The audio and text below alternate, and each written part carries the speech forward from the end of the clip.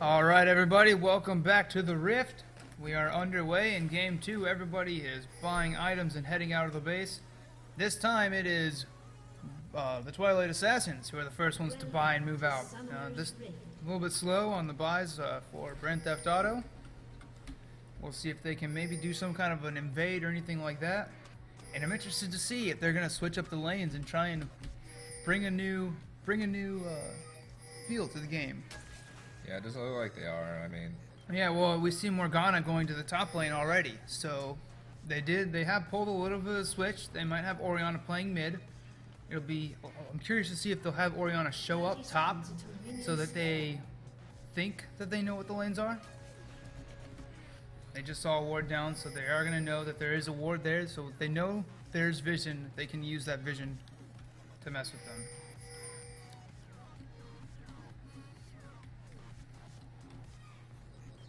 And when you see top lane, there are two wards on top of each other, so they will know. And they are actually calling a switch right now. They're going to be switching up lanes because he was able to see who's in the top lane. So Yasuo is going to be going mid. Lux is going to be in the top lane.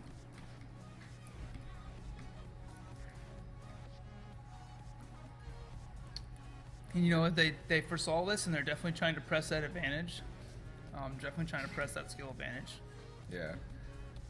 I mean, I just think, Jack Smith doesn't want to get limited once he gets 6 to not being able to land his ult if Morgana lands good spell shields, which she has consistently. Absolutely. Well, they're about to find out right now that the attempt to switch up the lanes was not effective, and that's all right because Orianna still does do very well. And they're actually going to go for a mid lane swap. Yeah, they are. So they really want to force these lane swaps, which means that Jacksmith is going to be shoving up that lane as much as he can. He's actually going to jump onto Morgana early with the binding and get quite a little bit of damage down here. So Morgana already taking about half health, forced to use those pots early just because they're really trying to get that extra lane there. She doesn't have her pool either, so she's going to have to auto attack these minions under turret. Yeah, I mean, he should still be able to put on a pretty decent advantage. Like you see right there, is getting the damage down, but yeah, after a little while, it's not going to matter. Morgana's still having a little bit of trouble CSing. I'll go and do this real quick.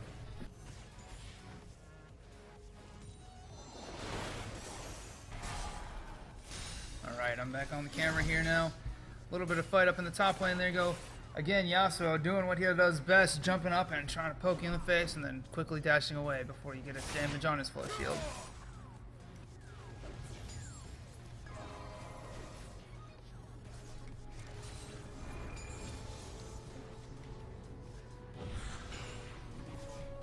And now the damage is kind of evened out a little bit here. Leona doing a good job of rotating back and forth and just kind of getting some pull down. She's going to heal quite a bit from the extra damage, and Yasuo just kind of trying to shove up that lane as much as he can. If he can out-shove, then we're pretty good.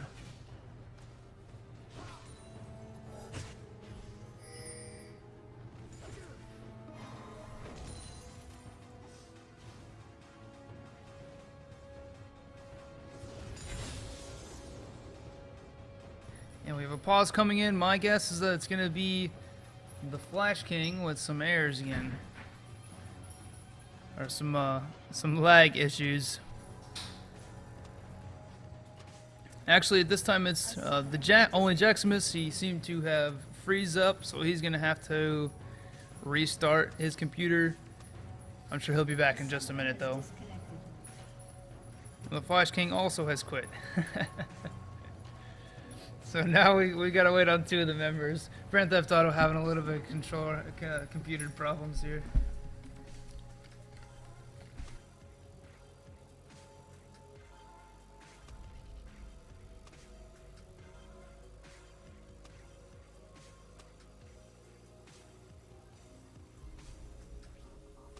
We'll note that Udyr went back pretty early.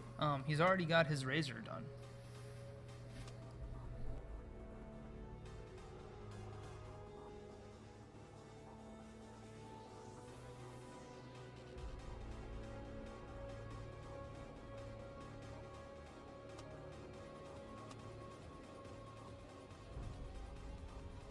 A summoner has reconnected.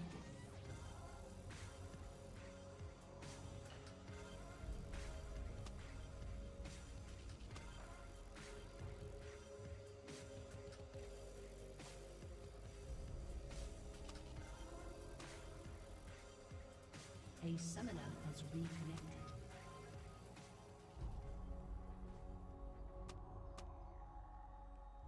Alright, so looks like everybody has reconnected to the game and we'll be going back underway. We're seeing a plot twist. The DDoS comes in and Grand Theft Auto can't compete anymore, so Twilight Assassins will take the victory.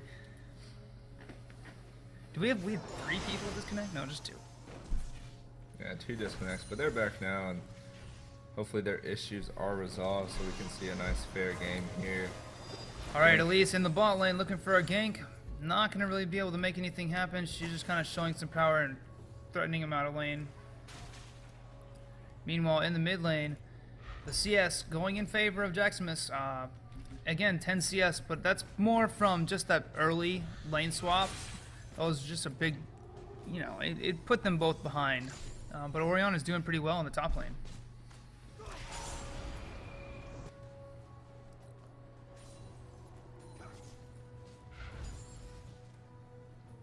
It'll be like this for a little while, at least until Oriana, or till Morgana can max up her W a little bit better.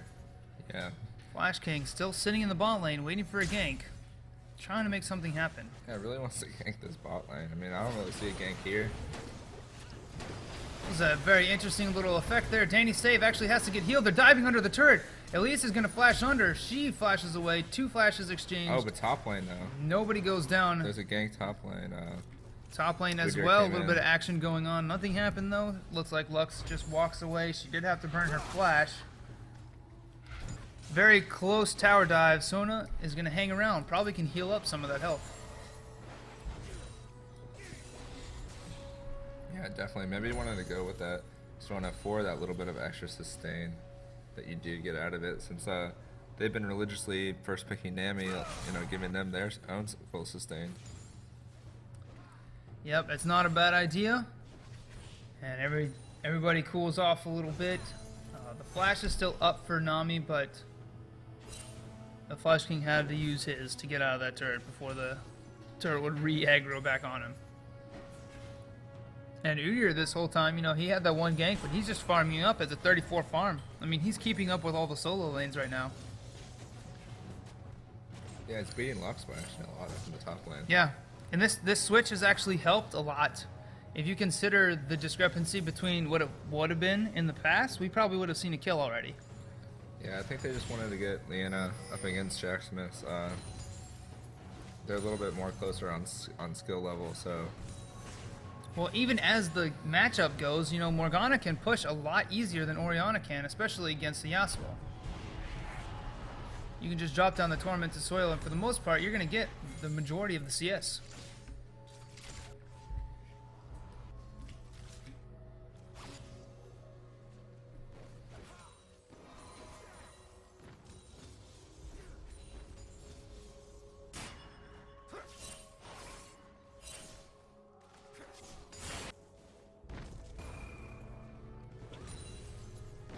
The only unfortunate thing is that Morgana is held to have to kind of CS under turret, which is a lot harder for her to CS under turret. But she's doing a pretty good job of it so far. Jackson is throwing out a little bit of a disrespect now. I think he's enjoying himself in this lane. He's giving a little bit more of a challenge to pull ahead. He's definitely not dominating it as much as he has in the previous ones.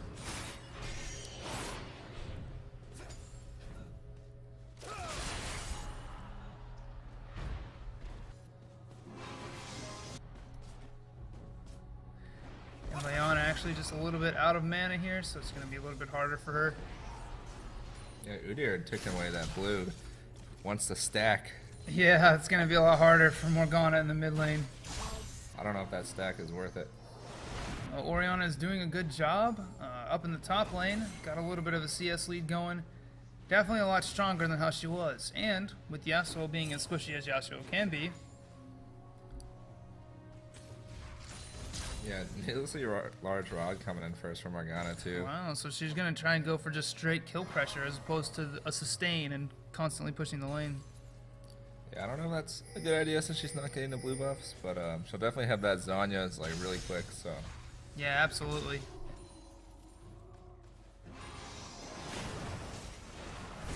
Alright, in the bot lane, the Aqua Prism lands on a Pokemon Trainer, but he actually hasn't really even taken any damage at all. The minions almost did more in return. Udyr, the ball in the meantime. Look at this, Udyr, we talked about this earlier. He picks up the modules, he farms up, picks up the Spirit Stone, and he's soloing Dragon. And this is an 8-minute Dragon, earliest Dragon of the tournament. Yep, Gets a and nice solo. little extra gold lead, and a good job to Peroxide, knowing when he can walk in and take that.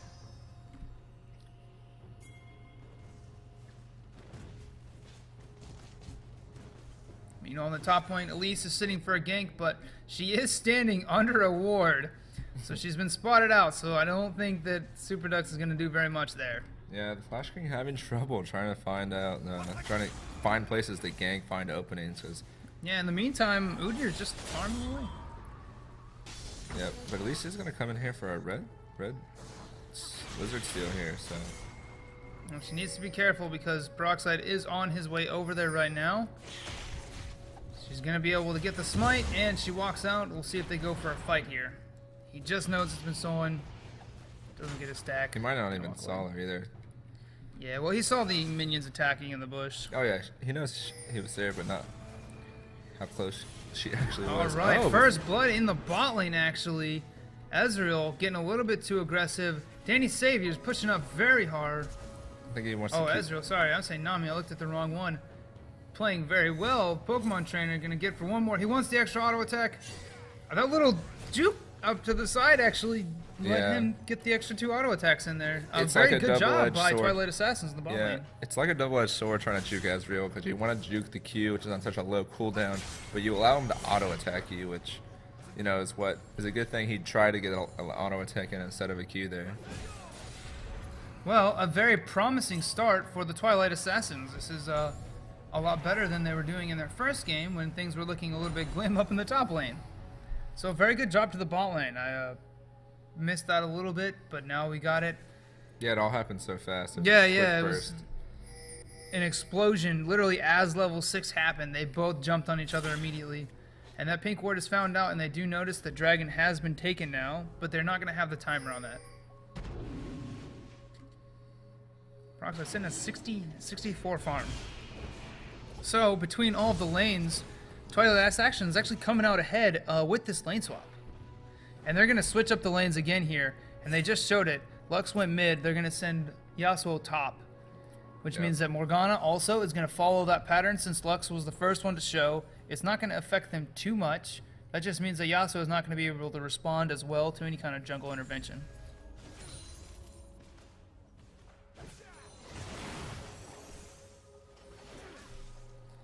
Alright. Seems like some of you guys are lagging, so we're gonna go ahead and just restart the stream real quick. Hopefully we don't miss anything, so we'll be right back in a couple seconds. Hold on. Alright, we just want to make sure that we didn't miss a kill on Oli Jacksmith. Still has yet to happen here, though. Maybe we're going to see a follow-up. The binding is flashed away from. I'm going to see if only Peroxide can get out of this one. He's just juking back and forth. He's going to turn around for the ultimate. Doesn't actually get it. He gets stunned during the middle of it. And a little bit of action shown out now. I think we're going to try and restart the stream now. I think it looks safe. Maybe. The fight in mid lane. This is the worst possible. We just have all kinds of action all over the place. Shockwave used. Ignite goes down. The shield was already used. One more auto attack for the hit Q. 4-0 for Twilight Assassins. All right. Some good plays coming out. Coming right back.